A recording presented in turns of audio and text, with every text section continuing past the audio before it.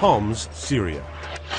For months, activists in this media house had risked everything to capture and share with the world the shocking images of what was happening to their city. We're not animals, we're human beings, we're asking for help. Now the team in the media house, quick, let's go, including CNN's Arwa Damon, Neil Hallsworth and Tim Crockett, had intel that things were about to get even more dangerous. We had been in there for almost 3 days at this point, and there was credible information that something was going to happen that would be very detrimental to our being there. So, we all sat down. Everyone was part of the discussion about, talking through all the options that, may not happen. In Homs and at CNN headquarters, the teams discussed the deteriorating conditions.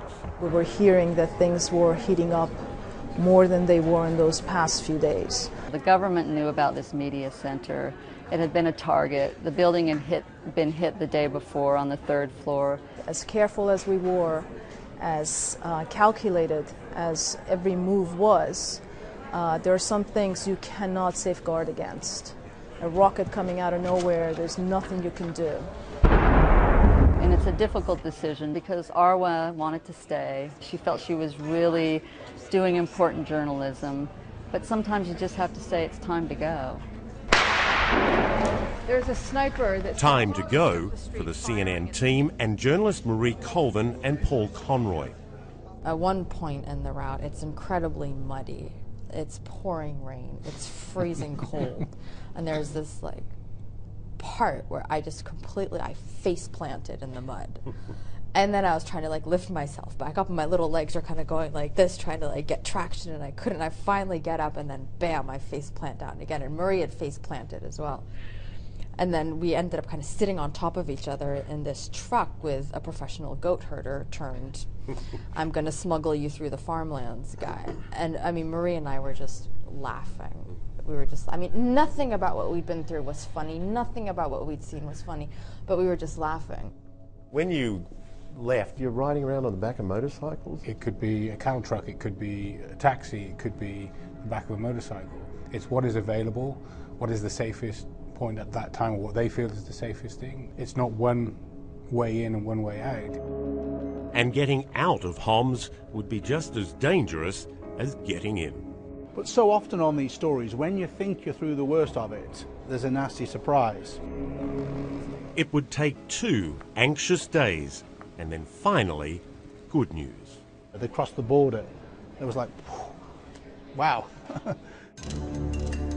But Marie, Paul, photographer Remy Ochlik, and other Western journalists soon reversed course. Marie went out, but she went back. She did. She had actually only been there for 24 hours, and she had this need to go back, to not leave these people behind, to tell even more of their stories than she had had the opportunity to tell.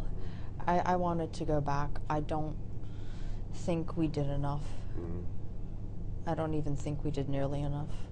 I understand that frustration. From my point of view, I have to be more pragmatic. I have to say, I think we've done a great deal. I think we've achieved a remarkable amount. It's important that we're able to go back and tell the story. And that's why we pull out when we pull out. It's a family, and that's the most important thing. Everybody knows how much everybody cares, and that their safety truly is our highest priority.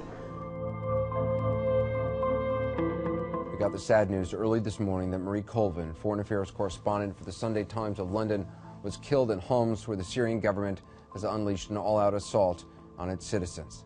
An award-winning French war photographer, Remy Ochlik, was also killed. He was just 28 years old. It's tragic, but it's also, unfortunately, it happens. Does it make you think about what you were doing there more? Did I have second thoughts about having gone there? No, not for a second. If journalism were governed by that sort of fear, we journalists would never be anywhere, and things would happen in complete and total black holes. The last thing that those frontline troops want is that when a tragedy happens, it makes us less willing to do this kind of storytelling. It makes us less willing to go to where the story is. It takes a special type of person to do this kind of thing.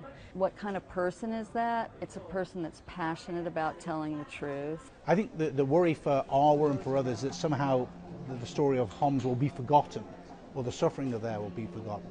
But we are committed to this story. We will continue to find ways of doing this story and bringing this story to people. It's really important. The one thing that we absolutely cannot do is walk away from this story no matter how long it takes. It is fundamentally unfair that we live in a world where we can go, film this, report on it, and leave, knowing that the people we've left behind, suffering is going to continue, feeling as if we should have done more, we could have done more. Maybe there was a better way to tell this story that would have had more impact, that would have brought them the help that they need. You're always constantly second-guessing how you've done things and whether or not you could have accomplished more with what you've done. And yes, that does play on your mind. And it should. And you should tell the stories of the people that you've met, because you've witnessed it, and that's your responsibility to keep telling their stories.